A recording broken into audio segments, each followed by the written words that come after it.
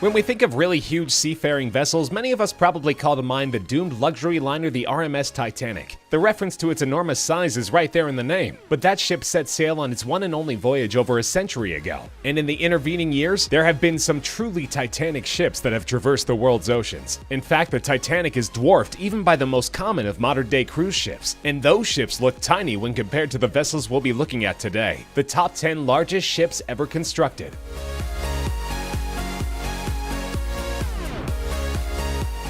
For reference, a ship's size is measured using a specific set of specifications. Of course, these generally include length and width, often referred to as beam, but also taken into consideration is tonnage, which can be measured in several different ways and is not always a measurement of the ship's actual weight. For our purposes here, we'll be looking mainly at gross tonnage, which is a standard measurement and related to the overall interior volume of the ship. By way of comparison, the mighty Titanic measured 882 feet long by 92 feet wide, with a gross tonnage of 46,328 tons. Impressive, but not even close to the specifications of the first and smallest ship on our list, the MS Vale Brazil, owned by the Brazilian firm Vale. The ship is the largest bulk carrier in the world. Construction on the vessel was completed in 2011, and it was designed for transporting iron ore from Brazil to Asia, capable of hauling enough steel at one time to construct 3 Golden Gate bridges. The MS Vale is 1,188 feet long and has a width or beam of 213 feet, with a gross tonnage rating, or GRT, of an astonishing 198,980 tons. Well over 4 times the GRT of the Titanic, Vale is still in service, cutting an imposing figure along the waves of the Atlantic, but its route is highly strategic. Due to Chinese maritime laws, it is unable to enter Chinese ports, as it is simply too heavy. Distribution ports in the Philippines and Malaysia allow its cargo to reach destinations within China.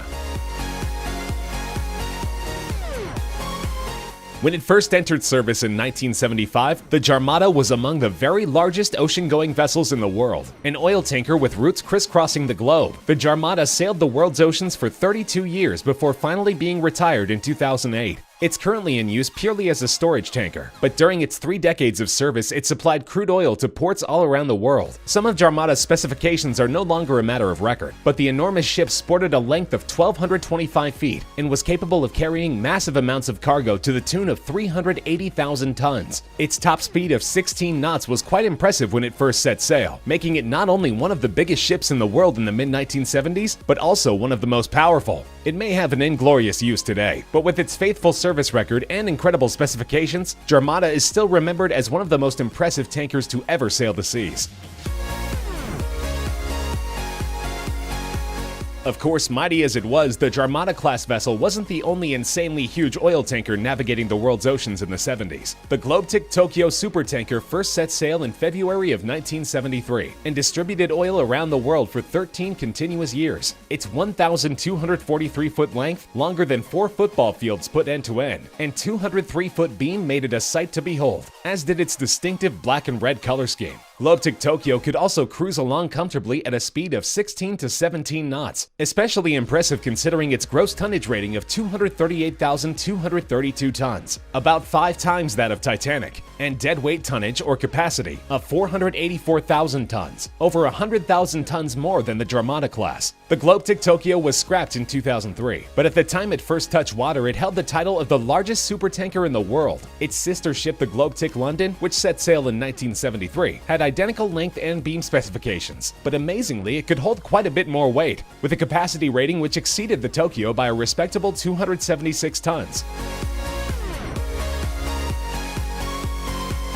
The TI class of supertankers, constructed by shipbuilder Tanker International LLC, may not technically be the longest or largest ships in the world in terms of sheer size, but when it comes to gross tonnage, they rule supreme. There are 4 currently in various types of service around the world: the TI Africa, TI Asia, TI Europe, and TI Oceania, although 2 are currently being used as moored storage vessels. Their massive GRT of 234,006 tons is currently tops among active vessels, and on top of that, they are among the most aesthetically pleasing oil tankers ever built. The TI class 16 to 18 knot top speed goes a long way toward maximizing its earning capacity, but its eye-popping size also means that there are some waterways which it simply cannot navigate. For example, the Panama Canal is off limits, as the ship is too wide to fit through its recently built locks, and when fully loaded, the Suez Canal is a no-go as well. But the vessels are also notable for their wealth of high-tech features and sensible dual-hull design, which minimizes the chance of a catastrophic oil spill in the event of a hull breach. The TI class checks in with a length of 1,243 feet and a beam of 223 feet.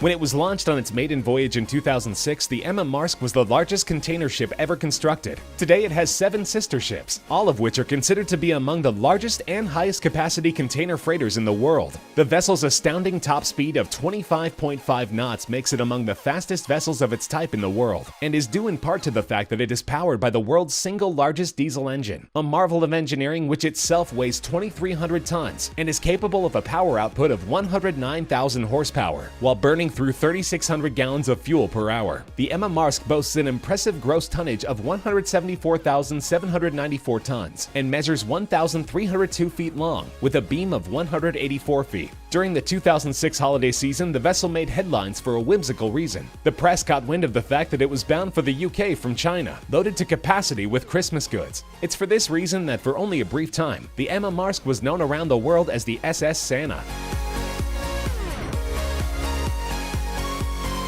The Esso Atlantic and its sister ship, the Esso Pacific, were 2 of only 7 ships in all of maritime history to carry a capacity rating of over 500,000 tons. Beginning service in 1977, the supertankers plied the world's waters for 25 years before they were decommissioned and scrapped in 2002. The tanker's immense size meant that not only were the Panama and Suez canals off limits, but the English Channel as well. They sported gross tonnage ratings of 259,532 tons, and both clocked in with a length of 1,333 feet and a beam of 233 feet. Their relatively slow top speed of about 15 knots is understandable, considering that these gargantuan vessels were both powered by single-propeller steam turbine engines, practically unheard of among today's modern tankers. Even though they long ago met their ultimate fates, the Esso Atlantic and Esso Pacific were widely recognized in their time for their sterling service records, and they will long hold their places in maritime history as 2 of the highest capacity tankers ever built.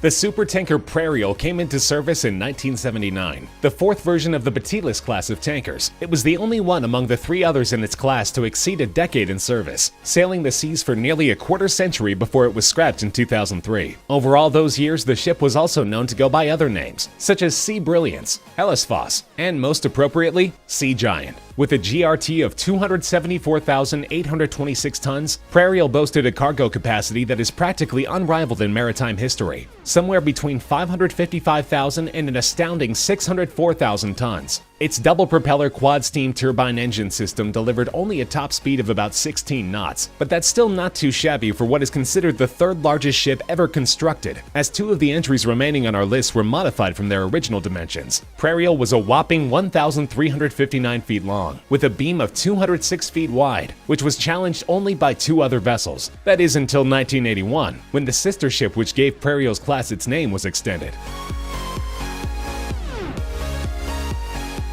The first of its homonymous class, the Batilus supertanker hit the ocean in 1976 as one of the largest vessels in the world, and it leapt up the list when its length was further extended in 1981. Batilus could move a massive amount of cargo with a 275,268 gross tonnage rating, and after its modification came in with the same length and beam measurements as Prairial. Variances in the other types of tonnage, however, give Batilus the slight edge over its sister ship. Its deadweight tonnage when constructed was superior to virtually any ship that ever existed, and Batilus must also be given credit for being the first of its class. When it comes down to it though, measuring the largest seafaring vessels is somewhat counterintuitively a game of inches, and in terms of bragging rights among the Batilus class, one is ever so slightly the largest of the large. The second of the Batilus tankers built in 1976 was the Balamya, with specifications virtually identical to Batilus, but the Pierre Guillaume, which set sail in 1977, reigned over them all, albeit briefly. Due to the immense size of the Batilus-class tankers during a time when oil production was becoming less profitable every year, every one of them except Prairial were unprofitable enough that they enjoyed surprisingly limited lifespans. In the case of the Pierre Guillaume, which at the time was the single largest ship by gross tonnage which had ever set sail, its entire service run amounted only to 6 short years. Pierre Guillaume beat out its sisters in terms of size only by virtue of mere inches on the beam. Make that 1 inch to be exact. sporting the same 1,359-foot length as its predecessors. Its gross tonnage rating, nearly 276,000 tons, was and remains the largest of any ship ever built, but one rival, built the same year, would take the overall title when it underwent renovation from its original already huge dimensions. The supertanker Seawise Giant has a colorful history befitting the all-time size champion of ocean-going vessels. The ship was contracted in 1979 by a Greek business mogul, who for reasons that remain unclear refused to take delivery. And as you might imagine, it took a while to find a replacement buyer with pockets deep enough to even begin negotiations. Eventually, the gigantic ship was sold to the owner of a Hong Kong firm, who inexplicably decided that it needed to be even larger. After a retrofit that lengthened and widened it considerably, and increased its capacity by 140,000 tons, the ship clocked in at a ridiculous 1,504 feet in length, smashing the Batylus class by nearly half the length of a football field. Its beam rating of 225 feet was also by far the largest ever, with a respectable gross tonnage rating of 260,941 tons. Seawise Giant was put into service transporting crude oil between the US and the Middle East, and it was in the performance of that duty in 1988 that the tanker came under attack by Iraqi bombers and was sunk. Incredibly, even though it was declared a complete loss, it only took a year for a Norwegian company to salvage it, not for scrap but for repair. The wreck was transported to Singapore, where a restoration job took place which required 3,700 tons of new steel. It was renamed the Happy Giant and put back into service until 2004, when it was converted to a permanently moored storage vessel. Its 36-ton anchor now sits in the Hong Kong Maritime Museum. While it no longer roams the sea, the Seawise Giant was a sight to behold, and an amazing feat of engineering. It was longer than the Empire State Building is tall. It could fit St. Paul's Cathedral within its cargo holds 4 times. It's not just the largest ship of all time, it's the single biggest self-propelled man-made object ever built.